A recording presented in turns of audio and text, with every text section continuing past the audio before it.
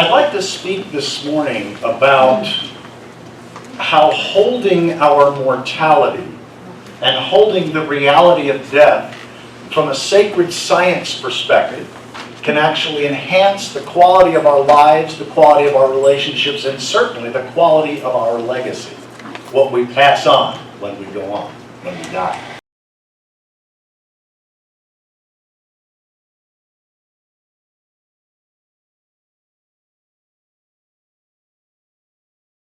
I'd like to bring back to the focus that I had a month ago when I spoke about reality is God and evidence is Scripture.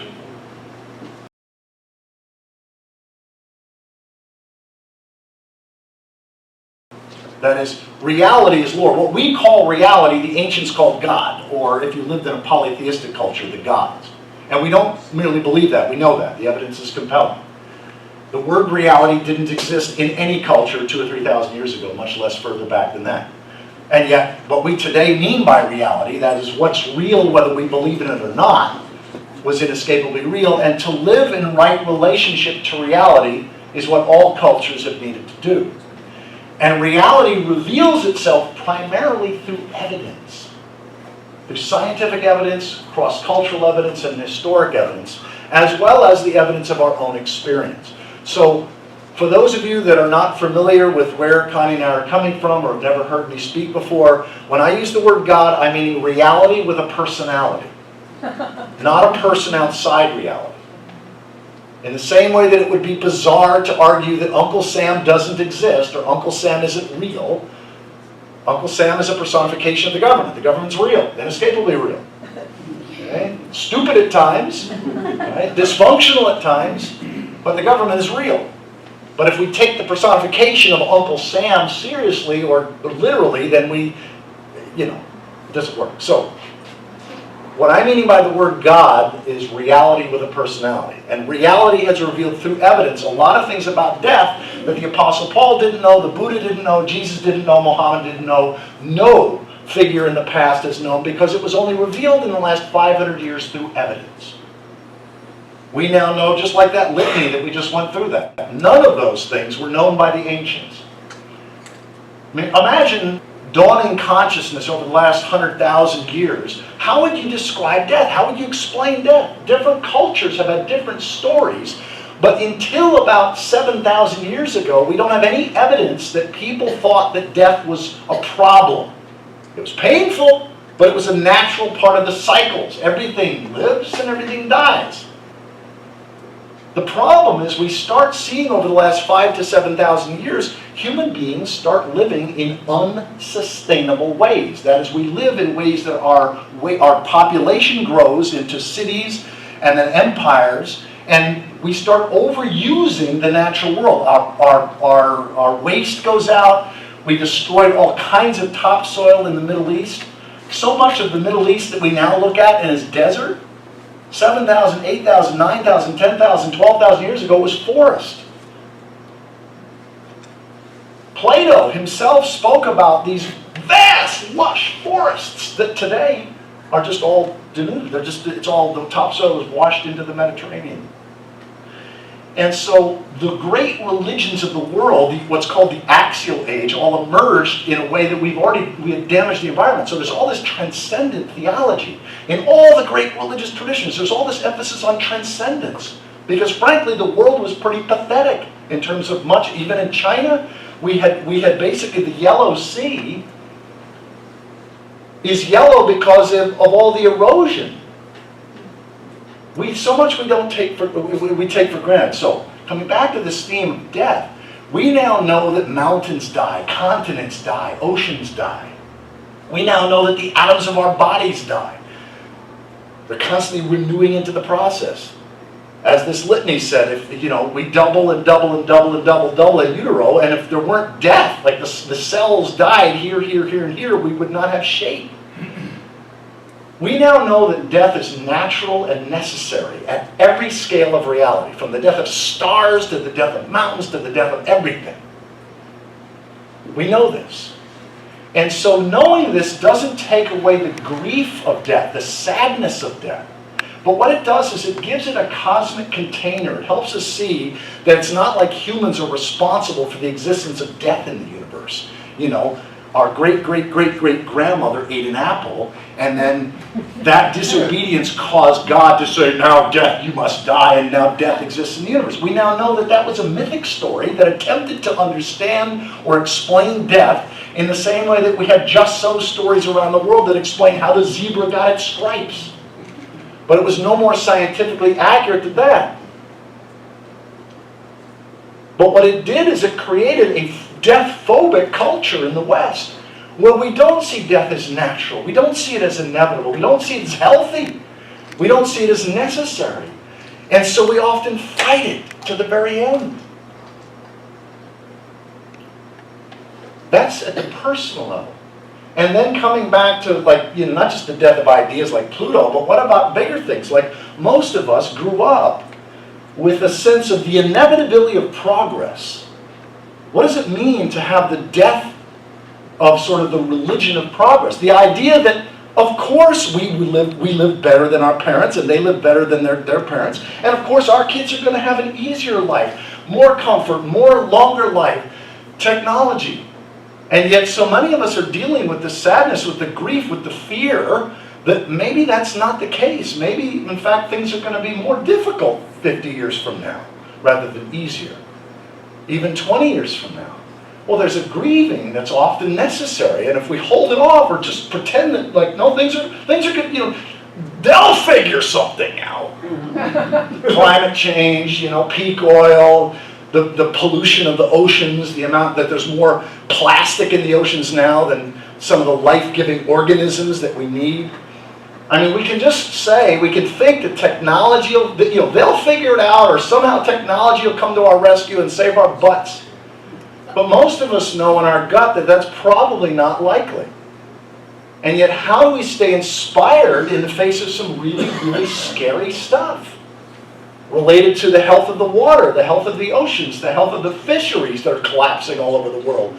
The fact that we've been losing topsoil at such a magnitude that we have at most 65 to 75 more years of topsoil, and then the earth is basically going to be without topsoil. It's eroding that fast.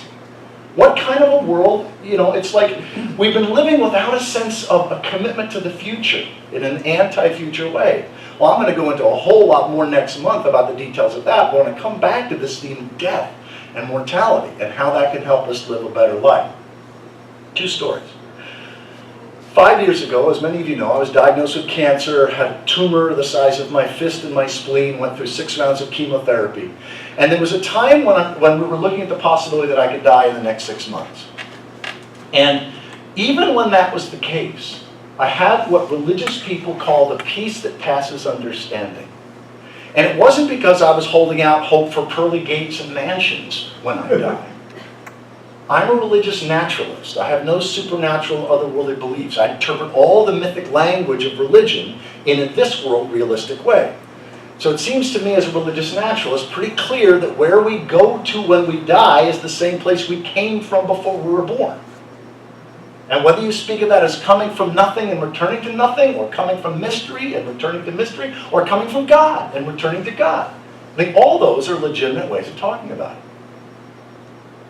But as I sometimes say, not just humorously, if where I go to when I die isn't the very same place that all other plants and animals and bacteria have gone, I'm going to be pissed. It's like the idea that humans get to go to some special place. See, here's the thing. We don't even exist without the body of life. Here I am talking to you, right? Okay, Michael Dowd talking to you. Well, 9 out of every 10 of my cells are actually bacteria cells. I'm like a walking condominium of bacteria. And I couldn't survive. If it weren't for the bacteria in my gut and in my cells doing what they do, I wouldn't be alive. You wouldn't be alive. So the idea that we are separate from nature is wrong. It's just dead wrong. And God, that is reality with a personality, has revealed that that's wrong through evidence. So we now know that we are the universe becoming conscious of itself. We are nature uncovering its own awareness. So when we come to think about death, we see it in all other species. We recognize it in ourselves. It hurts like hell when you love someone and they die. And I don't even know, I've never experienced the pain of losing a child or a grandchild. I've been told that it's excruciating. And so, how do we deal with that? And how does knowing that help us live a better life? Well, coming back to my story. So, even when I thought that I could die soon, I came to the place where I recognized that what could I be grateful for? I started looking at the past and realizing that, I was 51 at the time. Most of my ancestors probably didn't live to 51. My kids were doing well, my ideas were doing well, so I got to this place where I trusted it, that even if I died in the next 6 months, and there was a period before the chemo took effect, we thought that might happen. Even when that was the case, I felt like I could trust that whatever happens on the other side of death is just fine. See, that to my mind is what faith, real faith is. Faith is trusting that whatever happens on the other side of death is just fine. Because fear of a hellish after-death scenario, or attachment or hope to a glorious after-death scenario, are just that, fear or attachment, not trust, not faith. And so knowing that at every scale of the universe, wherever we look, whatever has been revealed scientifically, we see that death is natural, it's necessary, and thus it's no less sacred than life. Death, mortality is sacred. The other thing that often we don't factor in is the costs.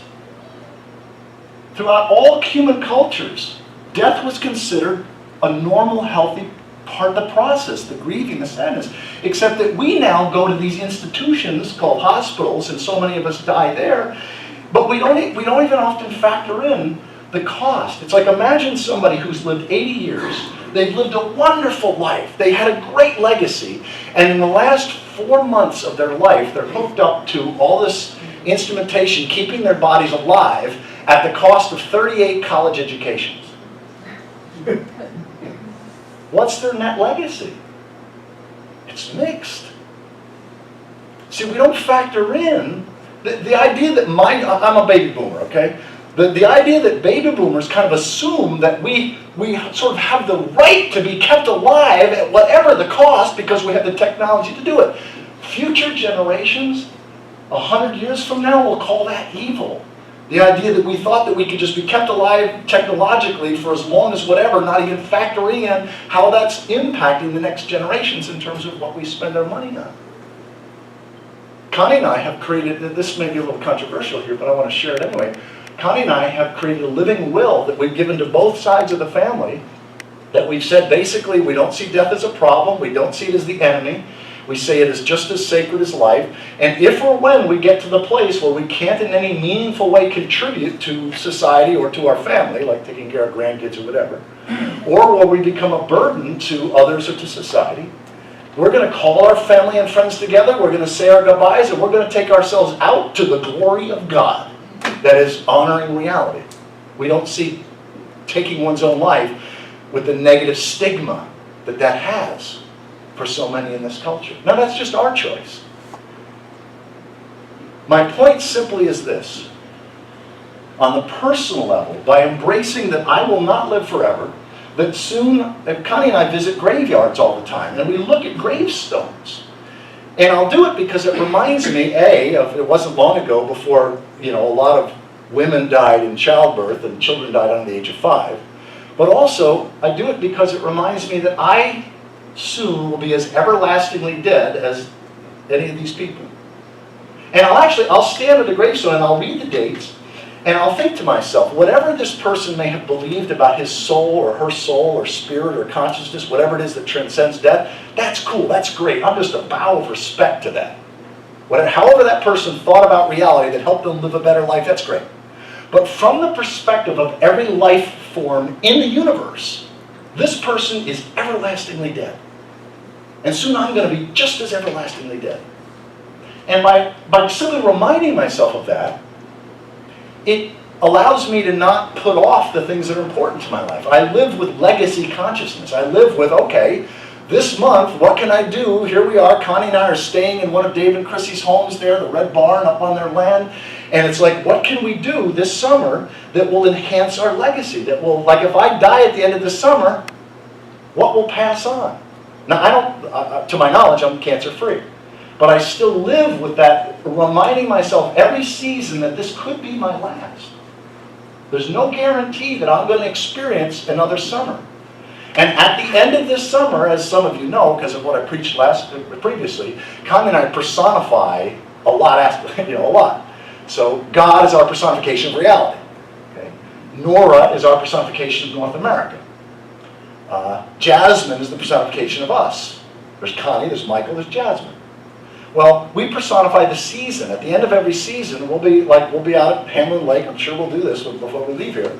And we'll hold each other and we'll speak to the season. We'll just have this I-thou personal communication with the season of summer. And we'll say, thank you, summer, for being such a blessing. If one or both of us dies before you come around again, and we'll actually hold in our minds and our hearts the possibility that one or both of us dies between now and next summer.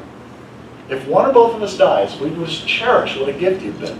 And we'll be silent for a minute or two or three. And one of us or both of us will often cry at that point.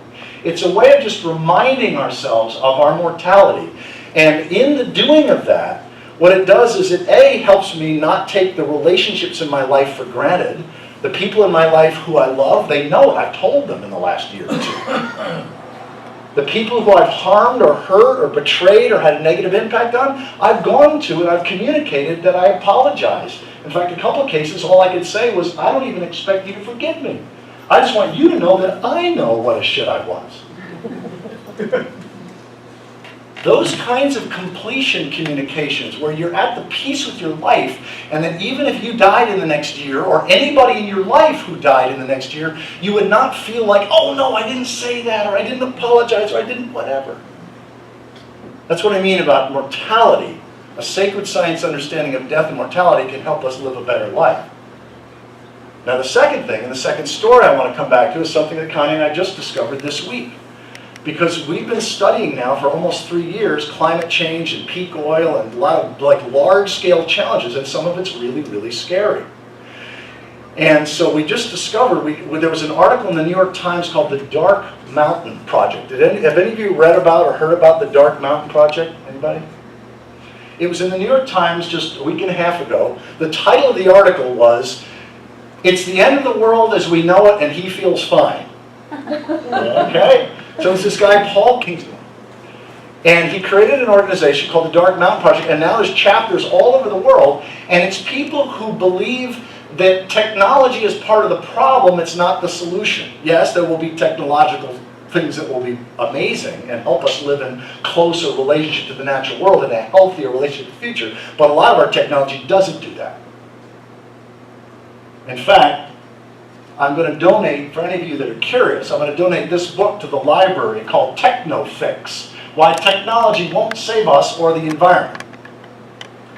And I want to donate that to the library because this idea that somehow they'll think of something in technology is almost like it's almost like denying death. It's almost like denying our own mortality. It's denying difficulty. And I think the best way to live a great life and to be as big a blessing as possible to others is to not have the delusion that things are just going to keep getting better and better, so therefore there's no need to be engaged. There's no need to be involved. But neither am I an apocalyptic person. I don't believe that the whole thing's going to hell in a handbasket, so we don't need to do anything there. It's how do we pass on the things that are most helpful? Because civilizations rise and fall. Empires rise and fall. We are in the declining decades of the American empire, and we're in the declining decades and centuries of industrial civilization. Those two are factual. So then how do we live with grace and passion and excitement and commitment and love in that? Well, this Dark Mountain Project, Connie and I read the manifesto, the Dark Mountain Manifesto, and we now feel like we have a tribe. There's people all over the world who think and feel like we do, which is that civilization in its current rapacious form, where it's defined as progress and success, the more quickly, the rapidity by which we take nature and turn it into pollution. And the faster that happens, we call that progress. Okay, that kind of progress is crazy.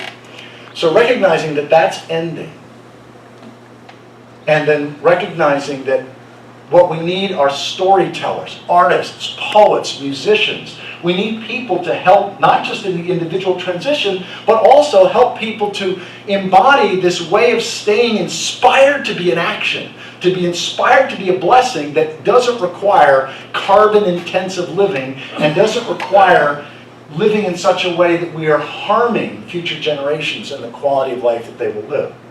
Recognizing that our greatest blessing, that can taking any steps to live less carbon intensively, to drive less, to eat lower on the food chain, to fly less, to do whatever the little things that we can do, but also cooperate with others around the world that are envisioning a post-industrial society that carries the best of what we've learned over these last hundreds of years, but are able to do so without a sense that we're entitled to live however the hell we want. Screw future generations, because that's evil. We can't do that anymore. And Unitarian Universalism as a religious organization is on the forefront, as it has been, of not just peace and justice, but ecological sustainability, coming into a mutually enhancing relationship with the natural world. And this is what I'll be speaking about a whole bunch next month, is what are the practical ways that we can come and support each other? What are some of the things that many of us, if all we're doing is exposed to either the techno-optimism, they'll think of something, or all the bad news, then maybe it's not easy to stay inspired. So when we understand that death is natural, it's necessary, it's no less sacred than life, and that all species eventually will die, then we can recognize that we can be engaged from a place of hope and possibility, doing just one little thing, maybe planting a tree, as Connie does. Taking trees that are stressed out and planting them a little bit further north. There's all kinds of things. And again, I'll go into that practical stuff next month. But I just want to invite us all to hold the reality of mortality and the reality of even our species' mortality. I'll just share one humorous way that we do that. Connie does not gamble, but see, she sometimes says that, if she were a gambling woman, even if we destroy, even if humanity causes our own extinction, worst case scenario, and we take many species down with us, she said in the next 5 to 8 million years, her money is on raccoons to be the next self-reflexive intelligence. Because they've got the manual dexterity for technology, right? Well, our favorite author is John Michael Greer. He's this guy we've read 10 of his books in the last 2 years. And one of his blog posts is called The Next 10 Billion Years, where he portrays out, he goes 10 years, 100 years, 1,000 years, a million, so he does this thing. And it's so fascinating because he also agrees, he thinks that whenever humanity goes extinct, and he actually thinks that may be a couple million years from now. He thinks we're going to make it through this bottleneck.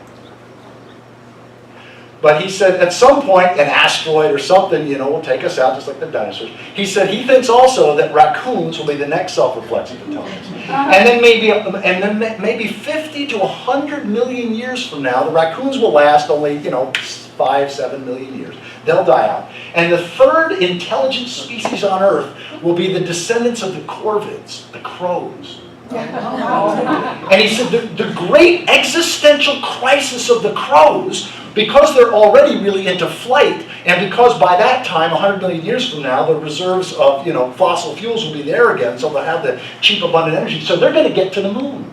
And the great existential crisis when the corvids get to the moon is they're going to discover that some species beat them to it. And that will instill in them a humility to tone down. I share that just sort of whimsically because having a vision of the future that's inspiring, even if it's on that kind of a large, goofy scale, in some ways, at least for me, makes a difference and allows me to be the biggest blessing that I can be, but not attached to the outcome. Amen. One other book that I'm donating to the library, and I encourage you to borrow this book out of the library and then spend like several days just looking through it. It's pictures, but it's just only like one paragraph on each of these photos or pictures. The book is called Overdevelopment, Overpopulation, Overshoot. It's based on the work of our great mentor, William R. Catton Jr., who wrote a book called Overshoot, and it's dedicated to him. This book is a visual treasure. It's not Pollyanna, it's scary, but it's grounded in our best understanding of reality. So this will also be in the library along with Techno-Fix.